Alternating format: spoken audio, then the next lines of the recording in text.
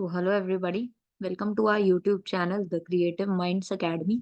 और आज की इस वीडियो में हम लोग आप लोगों का जो सीयूईटी यूजी का सिलेबस है, ठीक है, उसको हम लोग डिस्कशन करेंगे। बेसिकली हम लोग जो है आप लोगों का बायोलॉजी का सिलेबस डिस्कस करेंगे, क्योंकि हम लोग यहाँ पे उन बच्चों के लिए बात करेंगे जिनके पास में 11 और 12th के अंदर जो है मेडिकल थी। ठीक है, तो अभी जिनके पास भी मेडिकल थी या जो भी बच्चे जिनके पास में मेडिकल थी, अभी वो लोग नीट भी देंगे। बट नीट के साथ में हो सकता है किन्हीं को नीट ना देना हो, तो वो सीयूईटी की भी तैयारी करेंगे। तो अगर अब आपको किसी भी हायर यूनिवर्सिटी में, सेंट्रल यूनिवर्सिटी में अगर आप लोगों को एडमिशन चाहिए, मैं क्या बोल रही हूँ, आप लोगों को अगर किसी भी सेंट्रल यूनिवर्सिटी में एडमिशन चाहिए, किसी भी अच्छी यूनिवर्सिटी में, ठीक है, जैसे कि फॉर एग्जाम्पल आप लोगों को डीयू में एडमिशन चाहिए, या फिर आप लोगों को बीएचयू में एडमिशन चाहिए, ठीक है, या फिर आप लोगों को जामिया में एडमिशन चाहिए, ठीक है, किसी भी अगर आपको सेंट्रल यूनिवर्सिटी में एडमिशन चाहिए, या फिर जिस भी स्टेट से आप हो उस स्टेट की पर्टिकुलर सेंट्रल यूनिवर्सिटी जो है उसके अंदर भी अगर आप लोगों को एडमिशन चाहिए, तो आप लोगों को अभी सीयूईटी के लिए अपीयर करना पड़ेगा। अगर आप सीयूईटी में अपीयर नहीं करेंगे, तो आप लोग उस पर्टिकुलर यूनिवर्सिटी में एडमिशन लेने के लिए एलिजिबल नहीं होंगे। तो अगर अभी हम लोग बात करें उन बच्चों की जिन लोगों ने 12th मेडिकल ली हुई थी, और जो बच्चों ने इस साल अपने बोर्ड्स दिए हैं या फिर दे रहे हैं, उन लोगों के बायोलॉजी के लिए हम लोग सिलेबस का डिस्कशन करेंगे, और क्या आप लोगों का जो पेपर पैटर्न है उसको भी हम लोग डिस्कस करेंगे यहाँ पे। ठीक है, तो अभी अगर मैं बात करूं नेक्स्ट, अगर आप लोगों की, आप लोगों का, जस्ट अ मिनट, अगर हम लोग आप लोगों के सीयूईटी यूजी की बात करें, सबसे पहले तो इस बारी का जो एग्जाम कंडक्ट होगा वो इन लोगों ने हाइब्रिड मोड में कर दिया है। ठीक है, हाइब्रिड मोड का क्या मतलब है? हाइब्रिड मोड का मतलब ये है कि अगर आप लोग पेन पेपर मोड चूज करेंगे, तो आप लोग पेपर को ऑफलाइन देने जा सकते हैं। ठीक है, और अगर आप सीबीटी मोड चूज करेंगे, तो आप लोगों का पेपर ऑनलाइन होगा। पेपर होगा सेंटर पे, डजेंट मीन्स कि आप घर से ही बैठ के पेपर देंगे, but that will be a computer based test. ठीक है, सबसे पहली बात हो गई ये। सेकेंड थिंग, वही यहाँ पे लिखा भी हुआ है, it will depend upon the candidate count after the registration is complete. तो जब आप रजिस्ट्रेशन कर देंगे उसके बाद में, लाइक आप लोगों ने क्या चूज किया है, या फिर कितने नंबर ऑफ कैंडिडेट्स वहां पे अपीयर हो रहे हैं, वो भी एक मेजर फैक्टर रहेगा ये डिसाइड करने में कि कितने बच्चों का पेपर जो होगा वो पेन पेपर मोड में यानी कि ऑफलाइन होगा, या कितने बच्चों का पेपर जो होगा वो ऑनलाइन होगा। ठीक है, सबसे पहली बात ये। फिर उसके बाद में जो आप लोगों की डेट्स ऑफ एग्जाम है, एग्जैक्ट डेट अभी तक नहीं आई है, वो आप लोगों की कुछ टाइम पहले ही आएगी, जब भी आप लोगों की बेसिकली होगा क्या, एक डेट शीट रिलीज होगी। ठीक है, एक डेट शीट रिलीज होगी, उस डेट शीट के अंदर आप लोगों का वहां पर लिखा होगा कि आप लोगों का एग्जाम कब कब होगा। बट जो एग्जाम होगा वो 15 मई से लेकर 31 मई, 15 मई से 31 मई के बीच में आप लोगों का एग्जाम कंडक्ट करवाएगा। और एग्जाम कंडक्ट कौन करवाता है? एग्जाम कंडक्ट करवाता है एनटीए। ठीक है, NTA is national testing agency. तो एनटीए आपका एग्जाम कंडक्ट करवाएगा, एंड आपका जो रिजल्ट आ जाएगा दैट विल कम ऑन 30 जून। 30 जून तक आप लोगों का रिजल्ट आ जाएगा। टेस्ट पैटर्न आप लोगों का क्या रहने वाला है? Test pattern will be objective type. ठीक है, यानी कि वहां पर क्या होगा, बेसिकली एमसीक्यू टाइप पेपर होएगा। ठीक है, मार्क द करेक्ट ऑप्शन वाला पेपर होगा। आप लोगों को 4 ऑप्शंस दिए जाएंगे, जिनमें से आप लोगों ने करेक्ट ऑप्शन के ऊपर टिक करना होगा। ठीक है, और फिर आप लोगों को जो है वहां पर मार्क्स अवार्ड किए जाएंगे।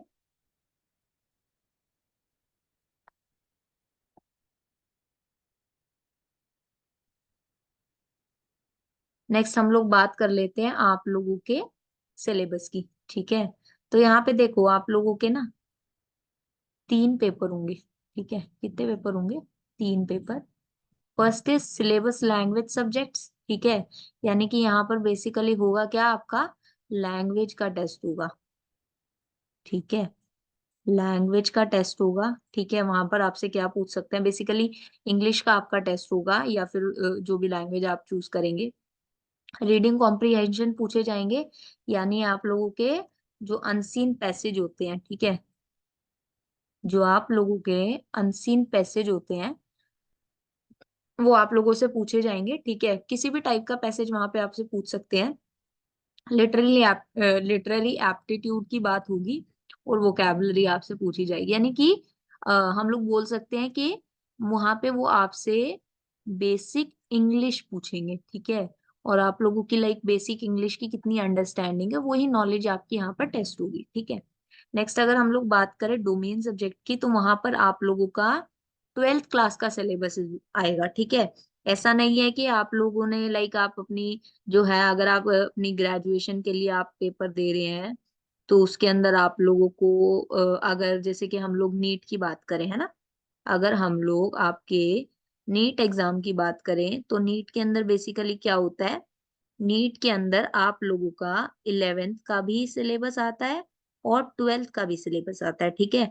बट इसके अंदर ऐसा नहीं है, आप लोगों ने जो भी सब्जेक्ट आप चूज करेंगे, है ना, जैसे कि हम लोग यहाँ पे बायोलॉजी की बात कर रहे हैं, तो आप लोग यहाँ पर बायोलॉजी का एग्जाम देंगे आप, ठीक है। तो आप अगर अपनी ग्रेजुएशन बायोलॉजी में करना चाहते हैं, तो वो आपसे सिर्फ बायोलॉजी पूछ रहे हैं, यानी कि डोमेन जो है वो सिर्फ बायोलॉजी पूछ रहे हैं। ऐसा नहीं है, आपसे फिजिक्स भी पूछेंगे, ठीक है। फिजिक्स नहीं आपसे पूछी जाएगी, और ना ही आपसे वो लोग केमिस्ट्री पूछेंगे, ठीक है। सिर्फ बायो आप लोगों ने पढ़नी है, वही पूछेंगे, and that two of only the 12th standard, ठीक है। सिर्फ 12th स्टैंडर्ड की बायो वो आपसे पूछेंगे, और कोई बायोलॉजी का क्वेश्चन आपका 11th क्लास से नहीं भी पूछा जाएगा, ठीक है। और जो थर्ड पेपर आप लोगों का रहेगा, that will be of general test, जहाँ पे आपकी जीके आएगी, ठीक है। जीके के अलावा current affairs, general mental ability, numerical ability, quantitative reasonings वगैरह आएंगी, और लॉजिकल और एनालिटिकल रीजनिंग की बात होगी, ठीक है। तो ये आप लोगों के तीन पेपर्स की हम लोगों ने बात कर ली, ठीक है। और एक बेसिक सा ओवरव्यू जान लिया, जो आप लोगों का जनरल टेस्ट है यहाँ पे, और साथ ही में सिलेबस जो है लैंग्वेज सब्जेक्ट का सिलेबस, इन लोगों के हम लोगों ने एक जो है आप लोगों को एक ब्रीफ ओवरव्यू दे दिया। नेक्स्ट अगर हम लोग अभी बात करें, तो अभी बात करते हैं आप लोगों के टोटल क्वेश्चंस कितने पूछे जाएंगे, ठीक है। तो आप लोगों के जो टोटल क्वेश्चंस पूछे जाएंगे, दैट विल बी, मतलब देखो, होगा ये, आप लोगों के पेपर के अंदर 50 क्वेश्चंस होंगे, ठीक है। 50 क्वेश्चंस के अंदर आप लोगों ने सिर्फ 40 अटेम्प्ट करने हैं, ठीक है। यानी कि 40 out of 50 should be attempted, ठीक है। आप लोगों ने 40 में से 50 क्वेश्चन अटेम्प्ट करने हैं। ये किसकी बात हो रही है, ये बात हो रही है आप लोगों के बाकी सभी टेस्ट पेपर्स की, बट जो आप लोगों का जनरल टेस्ट होगा, है ना, जो आप लोग का जनरल टेस्ट होगा, जनरल टेस्ट के अंदर आप लोगों के 50 क्वेश्चंस आपने अटेम्प्ट करने हैं 60 क्वेश्चंस में से, यानी कि बाकी पेपर के अंदर आप लोगों के 50 क्वेश्चंस आएंगे, जिनमें से आपको 40 अटेम्प्ट करने हैं। बट जो जनरल टेस्ट का पेपर है, उसके अंदर 60 क्वेश्चंस आएंगे, बट उनके अंदर से आपको सिर्फ और सिर्फ 50 क्वेश्चंस को अटेम्प्ट करना होगा, ठीक है। एंड जो जितने भी पेपर होंगे, यानी कि वो जो तीनों पेपर होंगे, उनका जो ड्यूरेशन रहेगा 45 मिनट्स फॉर ईच पेपर, ठीक है। या फिर ये क्या है यहाँ पर, except for mathematics, applied mathematics, accountancy, physics, ठीक है। ये वो सब्जेक्ट्स नहीं है जिनका पेपर हमें देना है, हम लोगों को पेपर देना है बायोलॉजी का। और बायोलॉजी के अंदर हम लोगों को जो टाइम मिलेगा, वो सिर्फ और सिर्फ 45 मिनट्स का मिलेगा। और बायोलॉजी के भी, यानी कि जो आपके क्वेश्चंस आएंगे, दैट विल बी, आप लोगों ने 40 क्वेश्चंस अटेम्प्ट करने आउट ऑफ 50, ठीक है।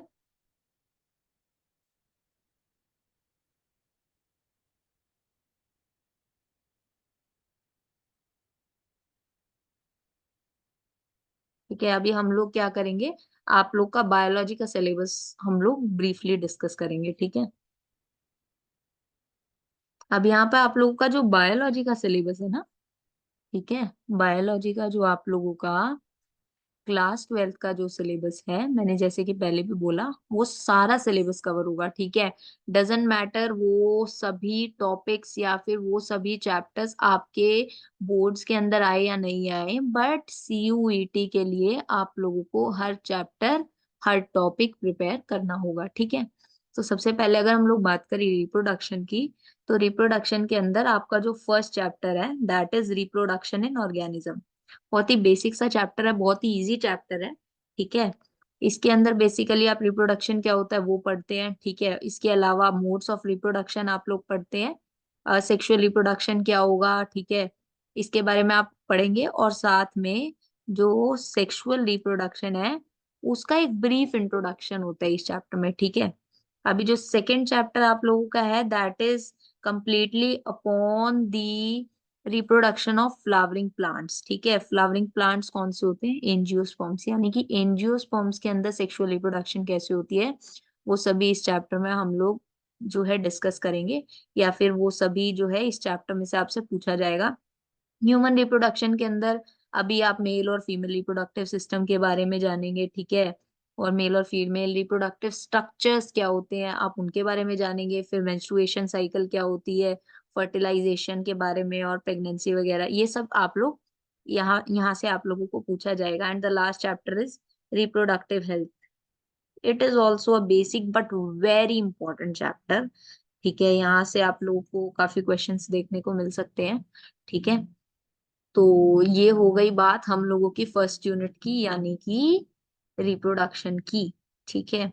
अभी अगर हम लोग बात करेंगे आप लोगों के नेक्स्ट चैप्टर की, that is genetics and evolution, ठीक है।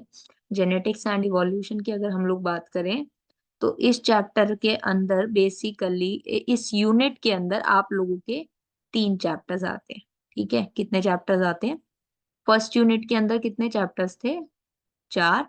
इस वाली यूनिट के अंदर 3 चैप्टर्स हैं। First is heredity and variation, second is molecular basis of inheritance, and third is evolution, ठीक है।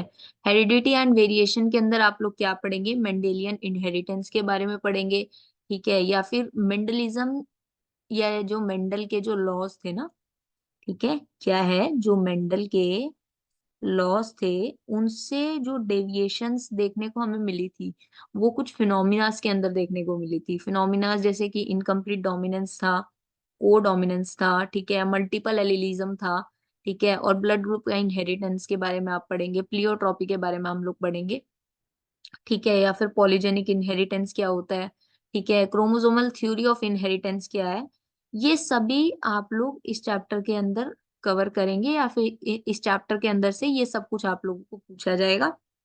मॉलिक्यूलर बेसिस ऑफ इनहेरिटेंस के अंदर वो आपसे क्या पूछ सकते हैं कि डीएनए जो है ना, as a genetic material, like कैसे बना, कैसे नहीं बना, तो वो सब कुछ आप लोग इस चैप्टर में पढ़ते हैं, आप लोगों ने ऑलरेडी बोर्ड्स के लिए भी पढ़ा होगा। तो इस चैप्टर के अंदर से आप लोगों से वो यहाँ से क्वेश्चन पूछ सकते हैं।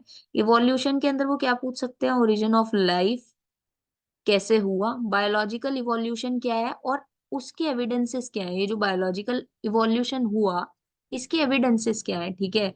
अभी इवोल्यूशन भी जो है उसके भी एविडेंसेस बहुत टाइप के होते हैं ना, जैसे कि पेलियोंटोलॉजिकल एविडेंसेस क्या है, ठीक है, या फिर comparative anatomy, embryology, molecular evidences, तो ये सभी से वो क्वेश्चन आपसे पूछ सकते हैं। और डार्विन का क्या कंट्रीब्यूशन था, ठीक है, इवोल्यूशन के अंदर, वो सब कुछ, या फिर जो सिंथेटिक थ्योरी है उसके बारे में पूछ सकते हैं, इवोल्यूशन का मैकेनिज्म क्या है, वेरिएशन क्या होती है।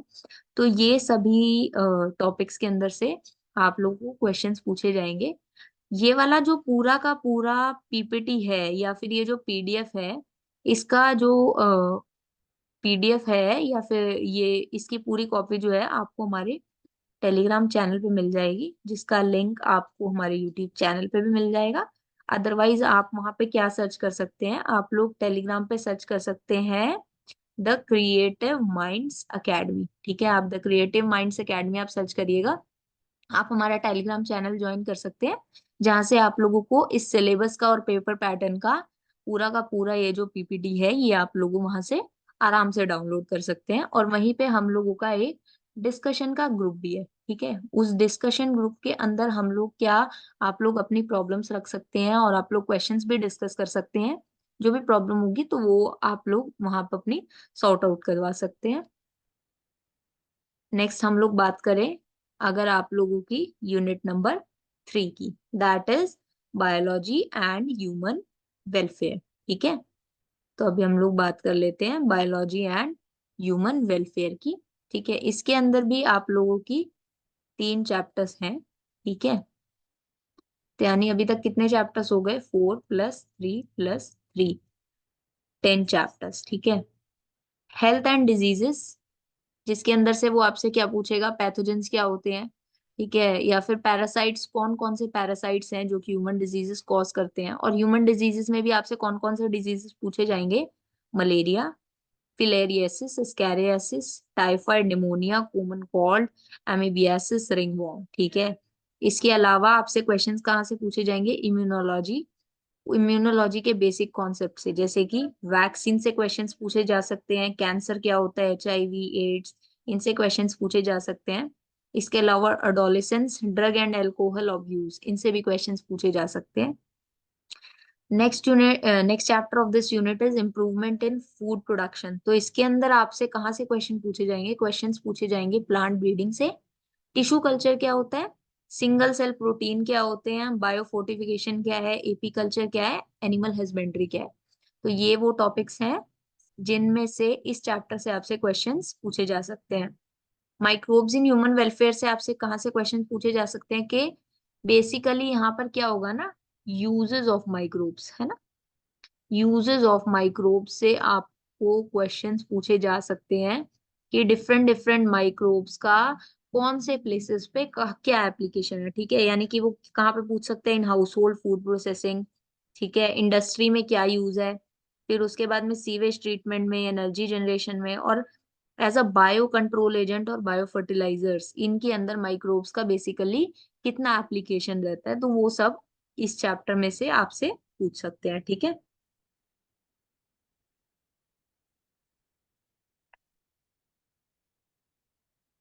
नेक्स्ट अगर अभी हम लोग बात करें आप लोगों की नेक्स्ट यूनिट की, so that is biotechnology and its application, ठीक है, 4th यूनिट, जिसके अंदर आप लोगों के टोटल 2 ही चैप्टर्स हैं, ठीक है।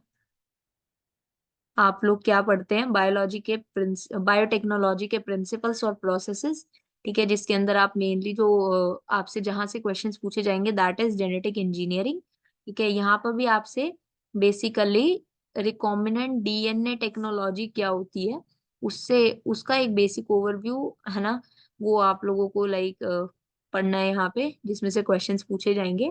और क्वेश्चंस कहाँ पे पूछे जाएंगे, अभी जो बायोटेक्नोलॉजी है it is an emerging field, ठीक है। बायोटेक्नोलॉजी में जैसे कई लोग क्या करते हैं ना, काफी बच्चे क्या करते हैं, ग्रेजुएशन के बाद में बीएससी बायोटेक कर लेते हैं, ठीक है, या फिर क्या कर लेते हैं ना, बीटेक भी कर लेते हैं बायोटेक्नोलॉजी के अंदर, ठीक है। या फिर कुछ बच्चे क्या करते हैं, after their graduation in masters वो क्या करते हैं, एमएससी या फिर एमटेक कर लेते हैं, किसके अंदर, बायोटेक्नोलॉजी के अंदर, ठीक है। तो it is an emerging field, a very popular field, ठीक है। तो इमर्जिंग और पॉपुलर फील्ड क्यों है, क्योंकि इसका एप्लीकेशन बहुत वाइड है, ठीक है। हेल्थ के अंदर भी जो है इसका एप्लीकेशन है, ठीक है, एग्रीकल्चर के अंदर भी है, ठीक है, और भी बहुत सारी जगह पे है। तो यहाँ पे बेसिकली आप लोगों से जो क्वेश्चंस पूछे जाएंगे वो पूछे जाएंगे किसके बारे में, ह्यूमन इंसुलिन के बारे में, ठीक है। इंसुलिन का जो बेसिकली क्या है, जो आप लोगों ने इंसुलिन प्रोडक्शन आप लोग पढ़ते हैं उसके बारे में पूछा जाएगा, वैक्सीन प्रोडक्शन के बारे में, जीन थेरेपी क्या होती है, ठीक है। फिर उसके बाद में जेनेटिकली मॉडिफाइड ऑर्गेनिजम्स क्या है, ठीक है, जिनके अंदर बेसिकली वो आप लोगों से बीटी कॉटन के बारे में पूछ सकता है, ठीक है, या फिर राइस के बारे में भी पूछ सकता है, ठीक है। जैसे तो ये बेसिकली क्या है ना, देज आर ट्रांसजेनिक प्लांट्स, ठीक है। तो जैसे वो ट्रांसजेनिक प्लांट्स के बारे में पूछ सकते हैं, ऐसे ही वो ट्रांसजेनिक एनिमल्स के बारे में भी पूछ सकते हैं, है ना, ठीक है। तो वो सब कुछ आपका यहाँ पर कवर होगा, ठीक है। इसके अलावा बायोसेफ्टी इश्यूज क्या है, अब क्या होता है ना, कई बारी पेटेंटिंग, आजकल पेटेंटिंग बहुत कॉमन है, पेटेंटिंग करवाते हैं लोग काफी पैसे देके। वो क्यों करवाते हैं? ताकि अगर लेट से कोई डिस्कवरी मैंने की है ना, मैंने कोई अगर डिस्कवरी की है, तो ताकि उसे कोई जो है ना, उस पर कोई अपना कॉपीराइट ना दिखाए ना। वो डिस्कवरी अगर मेरी है, तो उस पे जो सोल ओनरशिप हो वो मेरी हो ना, मेरे नाम से वो डिस्कवरी जानी जाए। बट अगर मैं उस पे पेटेंट नहीं करवाऊंगी, तो कोई भी आके क्लेम कर सकता है कि ये डिस्कवरी मैंने की है, ठीक है। तो वो चीज से बचने के लिए हम लोग क्या कर सकते हैं ना, या फिर बायोपायरेसी ना हो, इन्हीं चीजों को बायोपायरेसी बोलते हैं। तो वो चीजें ना हो, पेटेंट्स क्या होते हैं, हम लोग क्यों करवाते हैं, वो सभी भी हम लोग इसी चैप्टर के अंदर कवर करेंगे, ठीक है। और इसी के अंदर से ही आप लोगों को क्वेश्चंस भी देखने को मिलेंगे। बायोटेक्नोलॉजी से काफी क्वेश्चंस आप लोगों को देखने को मिल सकते हैं आपने सीयूईटी के अंदर। नेक्स्ट अगर हम लोग बात करें आपकी लास्ट यूनिट जो है, last unit is unit fifth, ठीक है, which is ecology and environment, ठीक है। इसके अंदर आप लोगों के टोटल जो है 4 चैप्टर्स है, ठीक है। कितने चैप्टर्स हैं? टोटल 4 चैप्टर्स हैं। First is organism and environment, second is ecosystem, third is biodiversity and conservation, and last is environmental issues. अब ऑर्गेनिज्म एनवायरनमेंट में वो आपसे कहाँ से क्वेश्चंस पूछेगा? हैबिटेट एंड नीश क्या होती है, ठीक है। इसके अलावा पॉपुलेशन क्या है, इकोलॉजिकल एडेप्टेशंस क्या है ना, डिफरेंट डिफरेंट ऑर्गेनिजम्स जो हैं एनवायरनमेंट में रह रहे हैं, तो उनकी एडेप्टेशंस क्या है उनके बारे में, ठीक है। जो हमारी पॉपुलेशंस हैं, डिफरेंट पॉपुलेशंस हैं, वो आपस में कैसे इंटरेक्ट करती हैं, ठीक है। कौन सा जो आप लोगों का इंटरेक्शन है दैट इज बेनिफिशियल, ठीक है, और कौन सा जो इंटरेक्शन है दैट इज हार्मफुल, वो सारा आप लोग पढ़ेंगे, ठीक है। तो आप लोग इसीलिए डिफरेंट डिफरेंट इंटरेक्शंस को पढ़ते हैं। इंटरेक्शंस कौन कौन सी आप पढ़ेंगे? म्यूचुअलिज्म, कंपटीशन, प्रिडेशन, पैरासिटिज्म, ठीक है। इसके अलावा आप लोग क्या पढ़ेंगे? आप लोग पढ़ेंगे कमेंसलिज्म क्या होता है, ठीक है, और अमेंसलिज्म क्या होता है, ठीक है।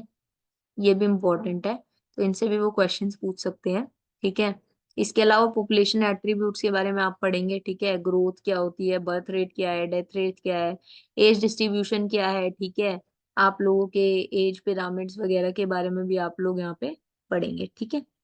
नेक्स्ट अगर हम लोग बात करें इकोसिस्टम की, तो इकोसिस्टम के पैटर्न्स क्या क्या हैं, डिफरेंट इकोसिस्टम पैटर्न्स क्या हैं वो पढ़ेंगे। क्या क्या कंपोनेंट्स हैं इकोसिस्टम के, ठीक है। बायोलॉजिकल कंपोनेंट्स क्या हैं, फिजिकल कंपोनेंट्स कौन से हैं, वो सभी आप यहाँ पे पढ़ेंगे। फिर आप लोग देखेंगे प्रोडक्टिविटी क्या है, डिकम्पोजिशन क्या है, ठीक है। एनर्जी फ्लो कैसे होता है, ठीक है। एनर्जी के क्या पिरामिड्स हैं, बायोमास के क्या पिरामिड्स हैं, नंबर के क्या। तो बेसिकली आप लोग डिफरेंट डिफरेंट पिरामिड्स के बारे में पढ़ेंगे, that two of energy, number and biomass, ठीक है। ये बहुत इंपॉर्टेंट है, इनमें से क्वेश्चंस असल में पूछे जाते हैं, तो ये इनमें से आपसे वो पूछ सकते हैं। न्यूट्रिएंट साइकिल क्या है, बेसिकली कार्बन और फास्फोरस साइकिल आप लोगों को डिटेल में पता होनी चाहिए। फिर उसके बाद में वो कहाँ से क्वेश्चन पूछ सकते हैं? इकोलॉजिकल सक्सेशन क्या है, ठीक है। इकोलॉजिकल सर्विसेज क्या है, जिसके अंदर कार्बन फिक्सेशन, पॉलिनेशन और ऑक्सीजन रिलीज की बात होती है, ठीक है। थर्ड चैप्टर इस यूनिट का क्या है? Biodiversity and it's conservation. तो यहाँ पे आप सबसे पहले क्या पढ़ेंगे? एक बेसिक पढ़ेंगे, बायोडाइवर्सिटी होती क्या है, क्या क्या पैटर्न्स है बायोडाइवर्सिटी के अंदर, बायोडाइवर्सिटी की इंपॉर्टेंस क्या है, अगर बायोडाइवर्सिटी लॉस हो जाए है ना, तो उसके क्या क्या कॉन्सिक्वेंसेज होंगे, हम बायोडाइवर्सिटी को कैसे कंजर्व कर सकते हैं, इससे वो क्वेश्चंस पूछ सकता है। हॉटस्पॉट्स के ऊपर क्वेश्चंस आ सकते हैं, endangered organisms extension, red data book के ऊपर biosphere reserves, national parks and sanctuaries, this is very important. Sacred groves के ऊपर आपसे क्वेश्चन पूछ सकते हैं। In situ and ex situ conservation क्या होती है, इनसे वो आपसे क्वेश्चन पूछ सकता है। एंड जो आपका लास्ट चैप्टर है पूरे सिलेबस का और इस यूनिट का भी, दैट इज एनवायरमेंटल इश्यूज। तो इसमें से वो आपसे क्या पूछ सकता है ना, एयर पॉल्यूशन क्या है, उसके कंट्रोल क्या है, डिफरेंट डिफरेंट पॉल्यूशंस कैसे हो रहे हैं, किस वजह से हो रहे हैं ना, उनके बेसिकली कॉजेस क्या हैं, ठीक है। और कंट्रोल क्या हो सकते हैं या फिर उनके कॉन्सिक्वेंसेस क्या होते हो सकते हैं, इनके बारे में वो आपसे पूछेगा। वाटर पॉल्यूशन क्या है, उसका कंट्रोल कैसे हो सकता है। ठीक है, अब ये एग्रो केमिकल्स क्या होते हैं, उनके क्या इफेक्ट्स हैं। सॉलिड वेस्ट मैनेजमेंट के बारे में आप पढ़ेंगे। फिर radio waste, basically different waste जो है ना, डिफरेंट टाइप्स ऑफ जो वेस्ट हैं, उनको आप कैसे मैनेज कर सकते हो, वो आपसे यहाँ से क्वेश्चन पूछ सकता है। ग्रीन हाउस इफेक्ट क्या है, ग्लोबल वार्मिंग क्या है, ओजोन डिप्लीशन, डिफोरेस्टेशन, बेसिकली जितने भी एनवायरनमेंट में आजकल इश्यूज हो रहे हैं ना, पॉल्यूशन की वजह से या फिर अदर ह्यूमन एक्टिविटीज की वजह से, वो सभी आप लोगों से जो है इस चैप्टर में से आप लोगों से वही पूछा जाएगा। ठीक है, तो ये हम लोगों ने अभी बात करी है क्या क्या सिलेबस जो है आप लोगों का है ना, और किस किस से आप लोगों से क्वेश्चंस पूछे जाएंगे। ठीक है, तो अभी अगर मैं बात करूं आप लोगों की, यहाँ पे हमने देखा कि आपके जो 12th के सिलेबस के अंदर है टोटल 16 चैप्टर्स हैं, और ये 16 चैप्टर्स आप लोगों के 5 यूनिट्स में कवर हुए। ठीक है, 4+3+3+2+4। ठीक है, तो आप लोगों ने टोटल ये 16 चैप्टर्स पढ़ने हैं, और आप लोगों का जो पेपर होगा उसमें 40 क्वेश्चंस आप लोगों ने अटेम्प्ट करने हैं इन 45 मिनट्स। ठीक है, आउट ऑफ 50 क्वेश्चंस। ठीक है, तो अभी आने वाले कुछ दिनों में हम लोग क्या बात करेंगे, हम लोग एक वन शॉट सीरीज लाएंगे, जिसके अंदर हम लोग आप लोगों का हर एनसीईआरटी का चैप्टर डिटेल में कवर करेंगे। ठीक है, और इसी के साथ में आप लोगों के most probable questions, question series, साथ में PYQs। ठीक है, ये सभी हम लोग डिस्कस करेंगे बायोलॉजी के। ठीक है, जो भी क्वेश्चंस आ सकते हैं या पिछले कुछ टाइम के अंदर आए हुए हैं। ठीक है, और साथ के साथ में ही एनसीईआरटी का हर चैप्टर हम लोग डिटेल में कवर करेंगे। वन शॉट का मतलब ये है कि आप लोगों का एनसीईआरटी कवर हो रहा होगा या तो एक लेक्चर के अंदर या फिर 2 लेक्चर के अंदर। ठीक है, तो अगर आप लोगों को ये वीडियो अच्छी लगी हो, then you can subscribe to our YouTube channel, you can like the video, share it with your friends. ठीक है, इसके अलावा you can join our Telegram channel and the discussion group. You can also follow us on Instagram. So keep hustling, work hard.